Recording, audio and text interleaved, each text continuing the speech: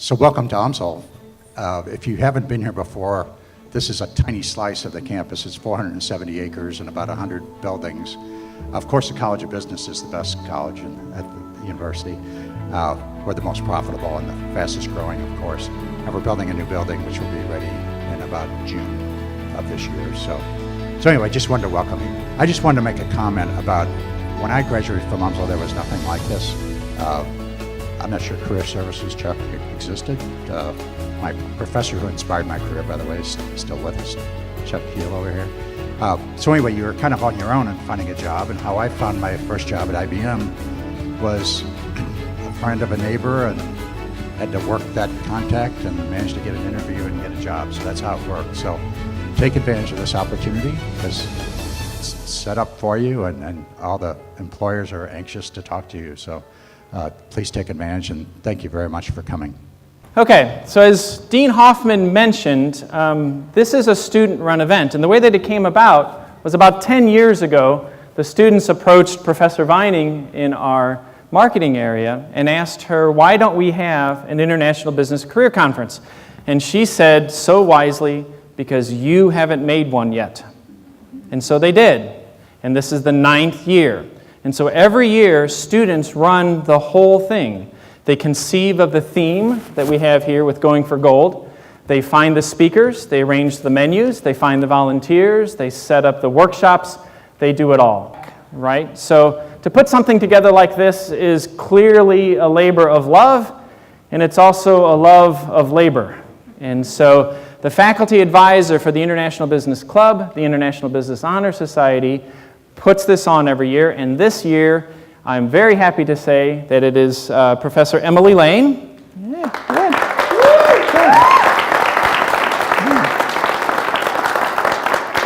And it's a momentous day. In addition, just yesterday we got the letter from our Senate Tenure and Promotion Committee. She just received a promotion. So, yay! So the last thing that I have to do, and then I'll get out of the way, and you can listen to the person that you really came here to listen to, is to tell you how today is going to work. So we have the keynote address in this room. We'll have some questions and answers from you guys, and then we'll have an executive panel of people who are really gold medal business Olympians, and they're going to share their experiences with you.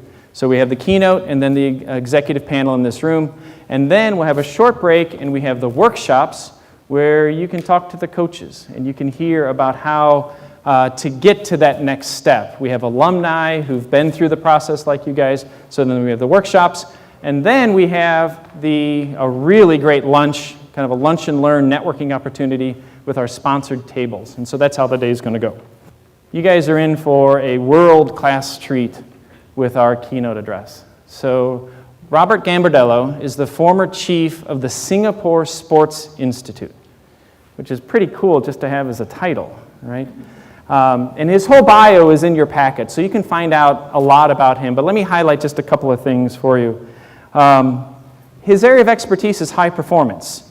He creates high-performance athletes, high-performance individuals, high-performance teams, and high-performance companies. He's an organizational high-performance expert. And I got a chance to talk with Bob G. He lets me call him Bob G. That's so cool. About, clearly you don't become where he is at the very top of his career and his field of expertise without some challenges. So I asked him about those earlier this week, and I want to share one story with you that I thought, if I was in your seats, and like the dean, my undergraduate and my master's are from Umsl. I didn't go on to be a CEO of a Fortune 10 company, though, but almost. I would want to hear his story. So what he told me was he was an undergraduate at a very small university in Illinois, and he was originally from New York. And so he's far from home, far from his friends, and he's not doing very well at all as a freshman. And he's thinking, college is not for me. I can't do this. And so he goes into a phone booth, and probably most of you don't know what a phone booth is, but instead of having phones in our pocket, they used to hang on a wall. So he goes into a phone book and he calls his coach, which was his mom. And he said, I still remember it clearly. I'm crying on the phone to my mom saying, I can't do this. And she said, Bob, You can do it. Success is supposed to be hard.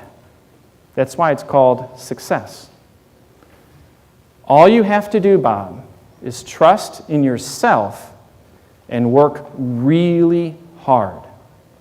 You need to stay where you are and succeed. My name is Bob Gambardella, and I'm the former chief of the Singapore Sports Institute.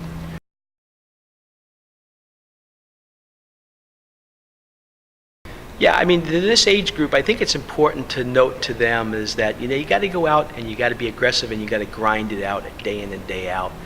I mean, some of the social media guys like Gary Vee are talking about, come on, we're going to hustle, we're going to do this. And I think that's a great, great opportunity for young people to at least, how to start. Don't wait, but rather go and seize the moment. That was true. What actually happened, I didn't think that I was going to make it. And so, here I am in the phone booth. I'll expound on it a little bit more. New York Yankees hat, in the middle of cornfields, didn't know anybody. My New York accent was worse than it is at the moment. And basically, I'm trying to acclimatize to my new environment. Anyway, as you said, I made it.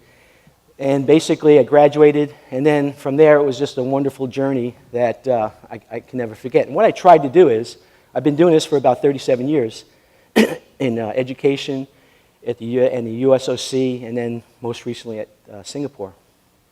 And it's been an amazing journey for me. Well, I tell you what, it's interesting as I dig deeper and look at business over the years and sport and the Olympic Games. I mean, really, we're all saying the same message. I mean, like take for instance, if we looked at coaching and just leadership. A coach is a leader and a leader is a coach. So really, how much of a distinction can you really make? I think it works really well. There's a lot of lessons that sport has learned from business, but then also business has learned from sport. Mm-hmm. We talked about in Singapore is that we want to have a good strategy for sport, but also using sport as a strategy. Mm-hmm. So we're looking at it multi-dimensional, in our approach about how we want to be able to be future ready and how we want to meet the demands of 21st century sport. Mm-hmm. And I think business is pretty much probably doing the same thing.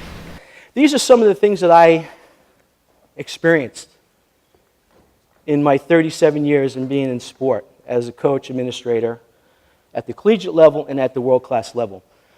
And it was quite an experience. And one of the things that I learned along the way is in the upper left-hand corner, again, my mother, she was a philosopher at that point. She said, son, trust is a one-time gift. And I'd look at her and say, huh? And she keeps telling me that trust is a one-time gift. I'm not going to go through all of these, but I want to give you some examples of, throughout my career, I've learned different things, and I've been able to this day, apply those learnings. We talk about sustained competitive excellence. I'll talk a little bit about the process. One of my good colleagues, he's a PhD from NUS in Singapore, mechanical engineering. He was my strategy guy, and he always used to say to me, they call me Chief in Singapore, Chief, keep it simple. And I'll show you something a little bit later about that. One of the things that I feel is very important is reserving judgment. If there's anything I can leave with you today is reserve judgment. Don't go in with a preconceived notion. Don't actually just make an opinion, but listen and wait. So that's something that's been important for me in terms of being able to, my success moving on.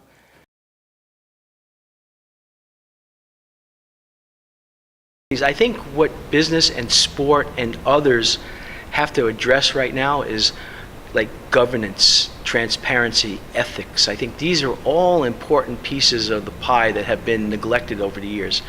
For me, I think governance is a huge piece in terms of how do you get the right people, that are actually getting behind that organization to steer them in the right direction. Since 1975 or 74, I found this quote. I was in volleyball. I know, I'm 5'6". How did this guy get in volleyball? Everything's, are you the wrestling coach? No, I'm not the wrestling coach. I always used to get that. But Matsudaira, he was a gold medal coach in 1972 Olympic Games. And he talks about, in his book that he wrote, I'm not going to read the whole thing, but you can read it real quick. But the thing that really struck me, and has been with me for my entire life, my entire professional career, I should say, is our goal was not necessarily to win a medal, but the process necessary to winning a medal. And that allowed me to start to develop my vision and my mission and some of my core values. Well, I was overall excited to be here. I think it's always great to be able to help guide young people, in their career and their aspirations. So for me, when I was asked to come and actually speak to this group, I was ready and raring to go. So it's been a fun opportunity to prepare for it and actually be here this morning to present kind of my journey and my story and my adventure that it actually turned into.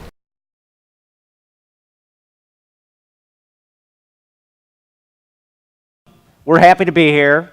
I'm happy to be among this incredible panel that we've got. And rather than me do the introductions, we thought it'd be nice if each one of them maybe spent a minute or two and did introduce themselves to you. So we'll start over here, all the way to my left, our very own Michael Phelps. At least I didn't say Ryan Lochte, okay? That could have been bad. We got John Clark. John is president and CEO of MasterClock. John? What's up, guys? I'm John Clark with MasterClock. We're a manufacturer of very accurate timing systems from everyone from the airports to the broadcasters to some Olympic activities. We manufacture everything over in St. Charles, right across the river here. We're a small company, but about half of our sales are exports. And what we kind of talk about with our philosophy is that performance translates across culture much easier than language. Ethics do as well. And so the whole point is, if your products work, you can export them, you can go global, because they get the job done, just like the Olympians can go anywhere in the world and compete, and it's all in the same kind of system. Sitting next to Michael, we have our very own Katie Ledecky, Miss Priya Marsonia. Priya is Vice President of Delivery at ATG, Advanced Technology Group. Priya? Good morning, everybody. So I'm with the Advanced Technology Group. We were founded by two gentlemen, one who lives right here in St. Louis, Missouri, and we have an office here, and one who's an actual Umsl alumni, Chris Herbig, who heads our Kansas office. Our company does quote-to-cash implementations. We're an IT services firm. And I think I really liked what the keynote speaker said about reserving judgment. I think success in our business, in our people business, is to really sit and listen to what the person's saying and not to come to the table with any preconceived notions about either the company or about the people or team that we're working with. But just to really give everyone a chance to contribute to the success of the overall initiative, because many of these are transformative initiatives for the companies that we do them for. They require a lot of change management, great culture, and just everyone contributing to their very best level. So everyone has to be an Olympic quality teammate. To my immediate right, our very own Usain Bolt. He is very, very fast. Juan Carlos Buitrago Suarez with Monsanto. He is the marketing executive for the Americas and Europe at Monsanto. Juan Carlos? So I'm very pleased to be here. I really enjoy this type of engagements. I've been with Monsanto for 20 years. Began my career back in Colombia.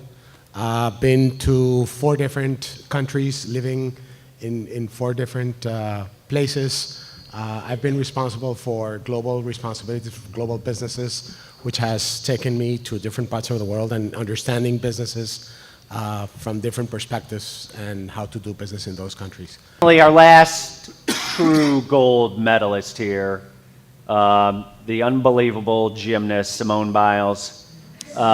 Miss Laura Last, Global Director, Learning and Performance at Amgen. Laura? Global biotechnology company. We manufacture and sell biologic medicines all around the world. We're a fairly young company, about 35 years old, and we manufacture drugs in nephrology, oncology, inflammation, osteoporosis. So we work in several therapeutic areas. I think it's absolutely critical not to jump into judgment. Reserve judgment in any international experience that you have. In international careers, it's critical that you do that. Reserve judgment. Judgment comes from your own beliefs and from your own values. So when you judge someone, it's coming from you to them. And what you're trying to do when you do international career, international business, get to know a different culture. What you want to do is know them to understand where they are coming from. And that is absolutely critical in being successful. If you try to go to different cultures, to different business environments, with your own cookie cutter model and just try to fit what you're seeing into that cookie cutter, that is not going to work. A lot of times when you're traveling to different countries, people tell you their perspective. Oh, you're going here. Well, you need to be worried about that. Or these people or this culture is a certain way. And there are some truths to that. But I feel like we're in such a global market now that we're actually in many ways very similar. And so I always try to listen to those things and understand those things, but do my own research and not necessarily make that judgment right away, and really try to read the audience and read the people and talk to people individually and take the cues from them as to what's important to them as well. Some of the challenges that you have dealt with and important lessons learned when working internationally. When you bring something to another country and say, okay, I have a solution for you to do X, Y, Z, it's really important to listen to them around their context and what they need in their environment, which may be very different. It can be different from a regulatory standpoint as well. One of the most interesting experiences I had was we were doing manufacturing of some telecommunication products, and we were relocating a factory to Europe. And Europe has very different recycling laws than we do here in the United States.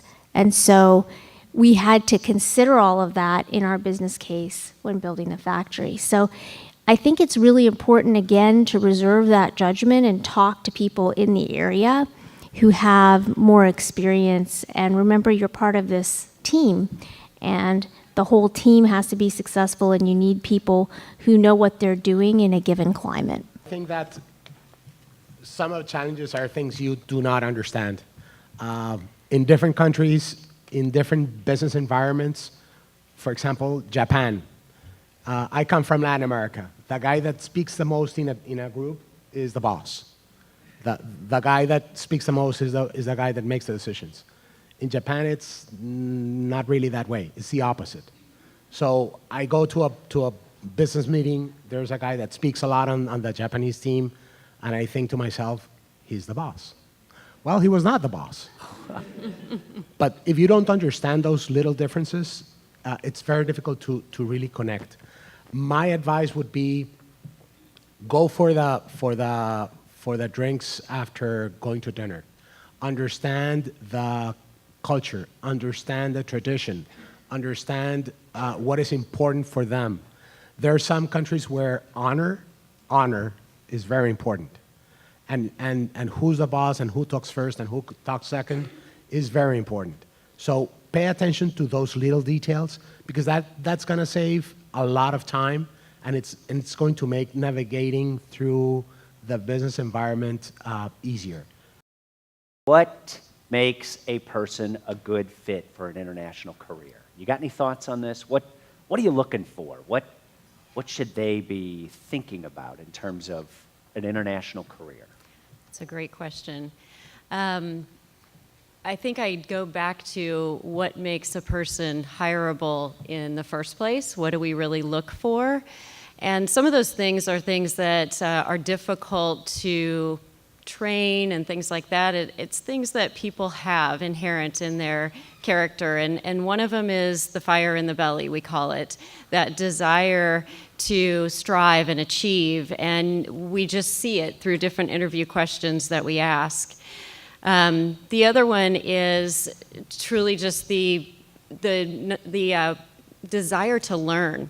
And that's why I thanked all of you for being here. I think in the first place is that, people that are in an international career, I think you've heard us all say it in some way, shape, or form that, you have to do a lot of research. You've got to be curious. You have to want to understand other cultures and other people. Look at the global infant mortality rate, what it's done over the past 20 years. Look at the global poverty level. When everyone's saying things are going crazy, globally, statistically, things are better than they've ever been. This is the most peaceful period that we've ever existed in, and more people are being pulled out of poverty and put into a place where they can be productive than ever before. So the wrong metrics put you in the wrong lens, but if you pay attention to the right ones, I'm enthusiastic. Thanks to our entire panel, John, Michael Phelps, Priya, Katie Ledecky, Juan Carlos Usain Bolt, and Laura Simone Biles. You guys, terrific job. Did they not do a great job? So this is a student-run event, and this is a year-long thing. So what you're seeing today, as they said, as Bob said before, for the Olympics, right? A lot of people just think you show up, it's a big tournament, big event coming along, but everyone started planning for it 8 years ago.